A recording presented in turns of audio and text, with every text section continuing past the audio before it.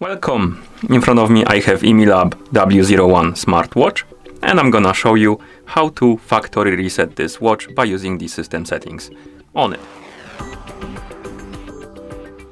Before we start, if you want to factory reset your watch, make sure that the battery level on your watch is at least above 20 or 30%, because if the battery dies during the resetting process, it might damage your watch.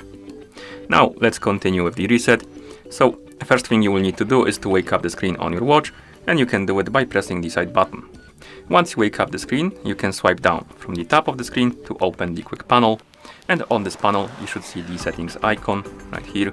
Tap on it to enter the settings. In settings, scroll down, find the option called reset and tap on it, and then tap on the check mark to confirm and start the resetting process.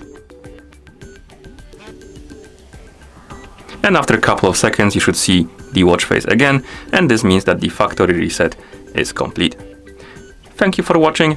If you found this video helpful, please consider subscribing to our channel and leaving a like on the video.